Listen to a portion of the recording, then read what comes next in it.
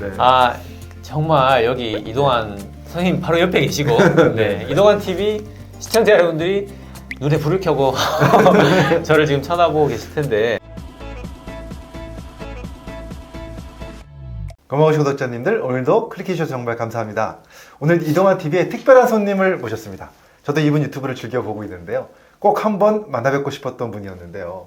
닥터딩이어 유튜브를 운영하고 계신 내과 전문의 김태균 원장님을 모셨습니다. 네, 안녕하세요. 반갑습니다. 안녕하세요. 저 유튜브에서 닥터인요 채널을 운영하고 있는 내과 전문의 김태균입니다. 이렇게 불러주셔서 감사합니다. 아유 원장님 너무 네. 반갑고요. 저도 아유. 굉장히 재밌게 보고 있는 아유 감사합니다. 채널입니다. 원장님 오늘 모시고 무슨 이야기를 나눠볼까 좀 고민을 해봤는데 오늘의 주제는 바로 약을 안 먹고 혈압을 낮추는 방법. 네, 바로 고혈압에 대한 이야기 좀 들어볼까 합니다. 사실 고혈압 환자 너무 많잖아요. 네. 네, 뭐 통계에 의하면 성인 3명 중 1명이라고 하는데 많이 실감하시죠? 저희 아버지가 네. 실제로 고혈압이시고 네, 그렇죠. 제가 잠시 의원을 개원했던 적이 있는데 제가 네. 이제 아무래도 개원을 하다 보니까 네. 일가 친척들이 다 와서 저한테 진료를 받으셨죠. 받게 네. 예, 되면서 제가 그렇게 고혈압이 많구나. 그걸 그때 느꼈어요. 대부분 다 계시더라고요. 네. 그래서 그 사실 성인 3분 중에 한 분이지만 성인 전체로 봤을 때니까 사실 고령자로 보면은 그렇죠. 뭐 거의 반 이상이라고 맞습니다. 봐야 되고 그 여러 대사 질환, 중간 질환들, 뭐 고혈압, 당뇨, 고지혈증 이런 걸 쭉 줄을 세웠을 때 네. 세계 질병 부담 1위, 세계 수명 부담 1위가 고혈압이고 그다음에 또 음식, 우리 식이 요인을 쭉 줄을 세웠을 때 세계 질병 부담 1위, 수명 부담 1위가 소금인 이유가 둘 다 이유가 고혈압이 그만큼 많기 때문에. 사실 뭐 이 영상 보시는 모든 분들이 가족 중에 한두 분 고혈압 환자 아닌 분들이 없을 거예요. 네네. 네, 저희 가족 중에서도 당연히 있고요. 그 정도로 고혈압이 많습니다. 그래서 이제 사실 고혈압은 좀 빨리 잡는 게 좋잖아요. 네네. 네, 그래서 연구 결과를 보면 이 고혈압 입원 기간이 늘어날수록 5년이 늘어나면 협심증이나 또 심근경색증이나 뇌졸중 같은 이 심혈관 질환의 발병 위험이 30%가 증가한다는 통계가 있어요. 네네. 그만큼 고혈압을 좀 가능하면 빨리 잡아야 된다는 거잖아요. 네. 이 고혈압을 빨리 잡아야 되는 이유는 역시 말씀해주신 네. 뭐 심근경색, 중풍 같은 그런 심뇌혈관 질환, 네. 이 합병증들은 결국 무조건 시간 비례일 수밖에 없습니다. 맞습니다. 얼마나 빨리부터 시작했냐, 얼마나 네. 오래 알았냐. 네. 그래서 뭐 좋은 통계 말씀해 주셨지만 네. 사실 환자분들 그런 통계보다도 네. 지금 이 시간에 네. 내 높은 혈압이 네. 내 대뇌동맥, 아. 내 관상동맥 음. 탁탁 때리고 있구나. 이걸 생각하면 빨리 잡아야겠다 이런 게 와닿을 수밖에 없죠. 네, 진짜 이 순간에도 높은 혈압이 계속 혈관을 네네. 때리고 있다. 이게 굉장히 좀 충격적으로 들리는데요. 네네. 네. 근데 사실 이제 고혈압 진단 받으면 많은 분들이 약을 이제 드시지 않습니까? 네. 사실 뭐 당뇨도 있고 고혈압도 있고 뭐 여러 가지 질환들이 있지만 저는 만약에 이 중에 하나만 걸려야 된다 한다면 고혈압이 더 좋은 것 같거든요. 왜냐하면 네. 그만큼 약에 대한 부작용도 좀 적고 그리고 상당히 그 편하게 드실 수 있는 약들이 많이 있잖아요 요즘에. 네네네. 근데 이제 중요한 거는 많은 분들이 약을 먹는 것에 의존을 해서 네네네. 생활 습관을 안 고친다는 게 문제인 것 같아요. 네. 생활 습관을 좀 고치면은 약을 좀 줄일 수도 있지 않을까요? 사실 그 뒤에 이제 생활 습관에 네. 대해서 제가 분명히 네. 충분히 말씀은 드리겠지만 네, 네, 네. 전 조금 다른 얘기를 말씀을 좀 드리고 싶습니다. 뭐냐면 생활 습관이 당연히 중요합니다. 네. 당연히 생활 습관으로 혈압을 잡아야 됩니다. 그게 무조건 추구해야 되는 네. 일이고 여러분들이 하셔야 될 일입니다. 네. 그런데 약에 기대서 생활 습관 안 하시면 안 된다는 거지. 약을 무조건 피해야 되는 건 아니거든요. 그건 당연하죠. 네네. 저도 생각합니다. 네. 그러니까 정말 제가 뭐 약에 대해서 뭐 어떤 이해관계가 있는 것도 아니고 네, 네, 네. 정말 진짜 전 국민이 네. 약을 안 먹고 전혀 안 드시고 생활 습관만으로 혈압이 100%다 정상이 된다면 그것만한 소원이 없겠죠. 그렇죠. 예. 네. 그런데 정말 진짜 그게 안 되시거나 그걸 안 하시거나 이런 분들은 약이라도 정말 이걸 최선은 아니지만 네. 차선으로라도 생각은 하셔야 된다는 거예요. 네. 그러니까 정말 제가 안타까운 건 뭐냐면 네. 혈압이 정말 너무 높아서 막 200 네. 이렇게 나와서 막 정말 머리가 터질 것 같은데 제가 보기에는 네. 정말 생활 습관도 안 하시고 약도 안 드세요. 약도 안 드시고 아이고. 분명히 있습니다 이런 분들. 어. 네, 그런 분들 정말 그 생활 습관 먼저 하시고요. 당연히 그게 최선입니다. 하지만 그걸 안 하시거나 아니면 그걸로도 안 되는 분들 약을 차선으로라도 생각하셔라. 그걸 말씀을 좀 드립니다. 사실 이제 고혈압이라는 게 원인이 없이 생기는 그 본태성 고혈압이 많아서 네네. 생활 습관을 조절을 해도 혈압 조절 안 되는 분들이 많이 있잖아요. 있긴 있습니다 분명. 네, 네. 이제 그런 분들은 약을 당연히 드셔야 되는 네네. 거잖아요. 그래서 요거 꼭 지켜주셔야 된다는 말씀 다시 한번 드리면서 그래도 또 생활 습관의 중요성이 있다. 네네. 네, 그게 뭐 말씀드립니다. 중요하다는 거 더할 나위가 없죠. 네. 자, 이제 영양제 이야기 좀 해보려고 합니다. 사실 저 영양제는 제가 너무 오랫동안 기능의학을 진료하면서 네네. 네, 많은 영양 치료를 해왔던 네. 사람 중에 하나로서 네네. 고혈압일 때 영양제 어떻게 사용하면 좋을까에 대한 이런 또 중요한 질문을 한번 드리고 싶습니다. 저도 네. 아 정말 여기 이동환 선생님 바로 옆에 계시고 네. 이동환 TV 시청자 여러분들이 눈에 불을 켜고 저를 지금 쳐다보고 계실 텐데 일단 저는 편견은 없습니다. 네, 예, 당연히 의사가 데이터를 가지고 얘기해야지 어떤 기조를 가지고 있으면 안 된다고 저는 생각하거든요. 예. 정말 하지만 아쉽게도 네. 데이터가 네. 아직까지 그렇게 명확히 입증된 것들이 많지 않습니다. 그쵸. 네네. 네. 아무래도 이게 물론 이제 영양제 논문이라는 건 해석을 주의해야 되는 면이 분명히 있긴 합니다. 네. 우리가 혈압약 예를 들어서 뭐 당뇨약 이런 거는 우리 몸에 전혀 없는 일종의 뭐 그쵸, 외부 물질이죠. 항물질이기 때문에 혈압약을 먹고 효과가 있는 걸 나왔다. 그건 효과가 있는 겁니다. 그냥 논문 해석의 여지가 없습니다. 근데 비타민 D 누구나 다 가지고 있습니다. 네. 저도 있고 네. 누구나 계시고 다 있는 걸 보정을 할 수가 없고 그러면 이거 약을 먹고 효과 없다 있다 그쵸. 나온 걸 해석하는데 어떤 그 여지가 있다는 거죠. 맞아요. 이해는. 그래서 그런 면이 분명히 있지만 아쉽게도 혈압을 낮췄거나 네. 혈압을 예방했거나 뭐 혈당도 마찬가지고 이런 게 명백히 아직까지 입증된 건 뭐 일부 논문에서 분명히 있습니다. 네. 하지만 이제 뭐 좀 합의된 이런 네. 결과들이 많지 않기 때문에 고혈압에서 네. 영양제를 제가 쉽게 추천드리기는 좀 힘들고 네. 다만 네. 비타민 D는 혈압을 떠나서 이거는 우리가 다 모자라니까 이미 네, 네. 모자라다는 모자라서. 측면에서 이건 네. 그 뭐 고혈압 그런 게 아니라 내가 먹어야 되는 겁니다. 네. 지금 예를 들어서 뭐 비타민 D 뭐 주사를 맞고 있거나 네. 뭐 태닝을 세게 하거나 이런 분들 아니면 그냥 현대성인 다 모자라기 네. 때문에 네.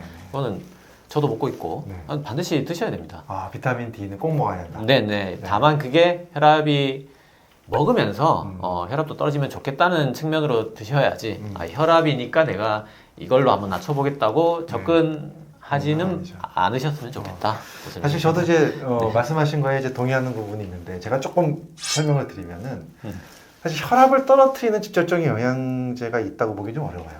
네, 하지만 저희가 영양제를 추천드리는 이유는 혈관 질환을 예방하기 위한 목적인 거죠. 네, 그래서 아무래도 이제 고혈압이라든가 이제 당뇨가 있거나 뭐 이런 여러 가지 이제 메타볼릭 신드롬을 가지고 계신 분들이 혈관이 결국 문제가 되잖아요. 네네. 그러면 혈관에 문제가 생기지 않게끔 예방할 수 있는 영양소들은 또 되게 많은 데이터들이 있으니까 그런 것들 측면에서 이제 고혈압이 있을 때 같이 좀 드시면 좋겠다는 것들을 많이 말씀을 드리는 거죠. 사실 이 영양제 먹는다고 혈압이 떨어진다 이건 아니거든요. 그렇게부터 시작하시면 안 되는 네, 거죠. 그건 네네네. 아닙니다. 네, 다양하게 좀 맥락을 봐야 되는 거죠. 네, 저희도 그렇게 생각하고 있습니다. 제가 뭐 영양제 좋아한다 그래서 이거 먹으면 네네. 혈압 떨어져 이러지는 않습니다. 네네. 네. 이제 그래도 고혈압 환자들한테 추천드리는 영양소들은 대부분 혈관 질환을 예방하기 위한 네, 그런 측면에서 이제 비타민 D 당연히 해야 되고 그다음에 네. 그 밖에도 뭐 저희는 이제 혈관 질환에 이미 또 많이 검증된 영양소들이 많이 있잖아요. 코엔자임 P10이라든가 네네. 네, 또는 오메가3 같은 것들 이런 것들은 너무너무 좋을 것 같고요. 호모시스테인 수치를 좀 떨어뜨리기 위해서 네. 항상 평상시 관리하기 위해서 혈관 질환에 문제가 되는 수치니까 네. 비타민 B군도 좀 같이 드시면 좋을 것 같고 이런 것들은 저희가 미리미리 좀 강조하고 있습니다. 사실 영양제를 쓴다는 게 약간 사치처럼 느껴질 수도 있죠. 질병 치료는 아니니까 예방이니까. 전문의약품은 10명에 9명이 효과가 있습니다. 하지만 10명에 한두 명이 부작용이 있죠. 네. 네. 영양제는 10명에 한두 명이 효과가 있습니다. 네. 하지만 10명 다 부작용이 없죠. 네. 네. 그래서 그런 자세로 접근하시면 영양제는 네. 드셔도 된다. 네. 근데 다만 정말 이걸 약처럼 그렇게 이걸로 치료하겠다.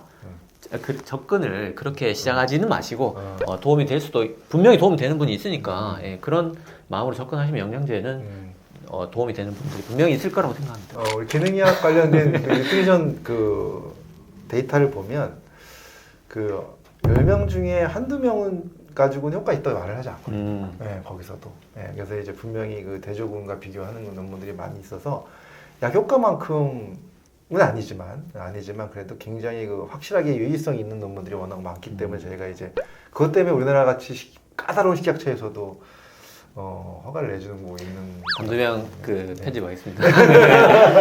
한 명에서 뭐 7, 8명까지 근데 이제 효과가 좀 다양할 수 있다. 네, 그렇죠. 감사합니다. 그렇게 말씀해 주셔서. 네네.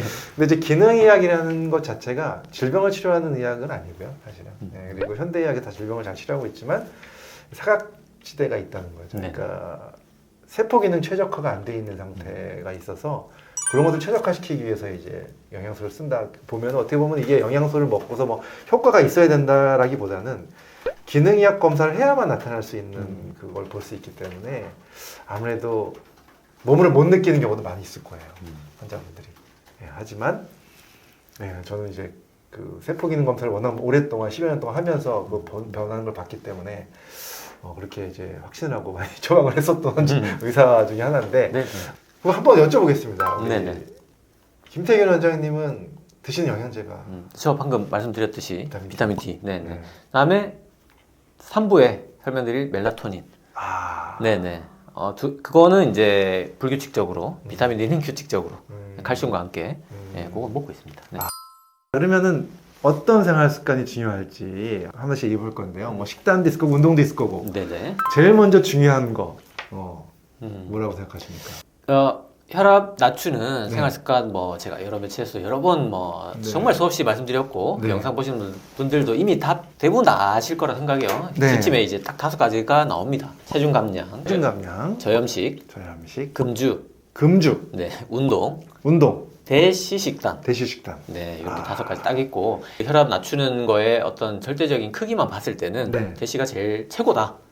이 5개 중에는 네. 그렇게 말할 수 있지만 네. 여기 살짝 함정이 있는 게 뭐냐면 이제 체중이 저희가 뭐 다 아시다시피 1kg 빼면 1 떨어진다고 돼 있잖아요. 네. 그러면 사실 10kg 오버인 분은 네. 10kg 빼면 10 떨어지는 거고 네. 15kg 오버인 분은 단순 계산만 해봐도 15가 떨어지니까 이게 더 그렇죠. 클 수가 있는데 네, 네. 사실 또 우리가 혈압 진료를 해보면 10kg 뺀다기 쉽지 않잖아요. 그렇죠. 정상 체중인데도 고혈압인 분들 많잖아요. 근데 네. 만약에 과체중인 분이 네. 뭐 정말 독하게 했다. 그래서 10kg 빼고 오시면 실제 저희가 임상에서 보면은 10 이상이 떨어지거든요. 네. 네. 그래서 이 효과가 정말 무시할 수 없이 생각보다 굉장히 크고 제가 좀 강조드리고 싶은 거는 우리가 당뇨나 고지혈증이 네.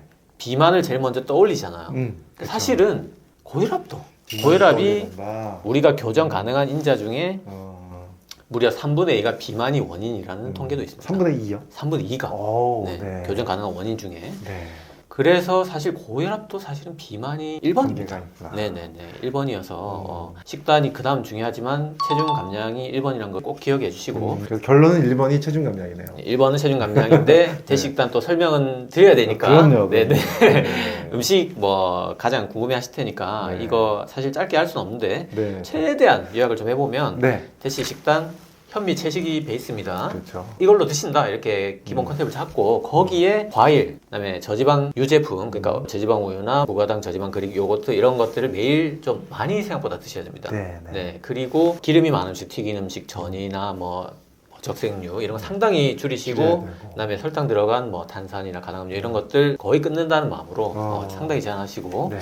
마지막으로 견과류 소량 견과류. 네, 매일 조금씩 드셔 주시는 게 대시 식단이고 이게 고혈압 환자분들 식단이다. 이렇게 요약해 볼 수 있겠습니다. 네. 근데 대시 식단에 이제 많은 분들이 좀 약간 단점으로 얘기하는 것 중에 하나가 단백질 부족. 이 부분은 이제 그럼 지금 말씀하신 뭐 요거트라든가 네네. 또는 이 식물성 단백, 콩, 이런 것들 좀 두부나, 보충을 네네. 하면 좀 가능할까요? 맞습니다. 그 어용류라고 해서 생선까지 묶어버렸기 때문에 네. 글쎄 그게 좀 아쉽더라고요. 네네네. 단백질이 좀 적긴 합니다. 네. 네, 상당히 이제 고탄, 저단, 저지에 가깝긴 맞습니다. 한데 네. 현미에도 단백질이 생각보다 네. 들어있고 뭐 콩류, 네. 그다음에 저지방 유제품 이런 걸로 좀 섭취를 하셔야 될 것 같습니다. 그 단백질 대시의 그러한 것이 혈압을 떨어뜨리는 데는 도움이 되는 거다. 최고죠.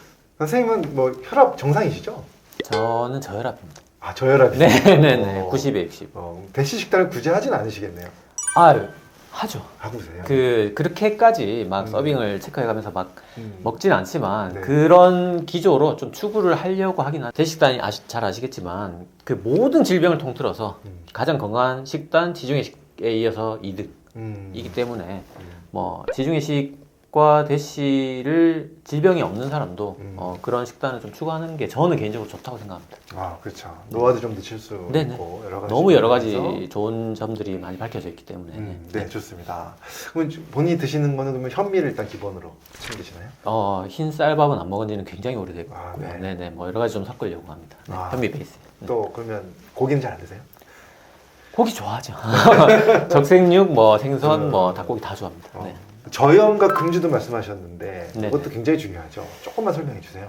저염은 너무 저항이 거세서 논란이 많죠. 네네네. 네, 맞습니다. 저 댓글이 살짝 걱정되긴 하는데 방금 말씀드렸지만 식이 요인을 줄 세웠을 때 최상단에 있습니다. 예, 이게 중요한 건 정말 그 데이터가 이렇게 나와 있으니까 제가 강조를 하는 거지 무슨 뭐 어떤 아까 말했지만 데이터에 의해서 말하는 것이 제가 기조를 가지고 있는 건 절대 아닙니다. 네, 소금을 줄이는 게 고혈압 유병이 그만큼 많기 때문에 그리고 콩팥은 고혈압과 별도로 또 소금을 줄이는 게 따로 예방 효과가 또 있기 때문에 이거는 우리가 좀 너무 짠 음식만 제거하는 것부터 국물 안 먹는 것부터 이 정도부터 좀 시작해 보자 이렇게 설명. 금주는 어때요? 금주.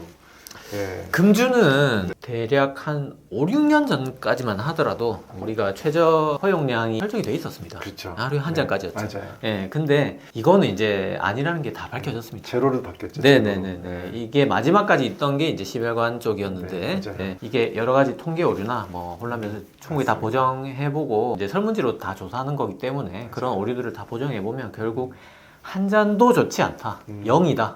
술은 한 잔도 안 먹는 게 뭐 혈압뿐만 아니라 모든 면에서 추천을 드립니다. WHO에서 권장량이 0으로 됐더라고요. 네. 네, 이제는 그 정도로 술은 이제 1급 발암물질이니까. 네. 그렇습니다.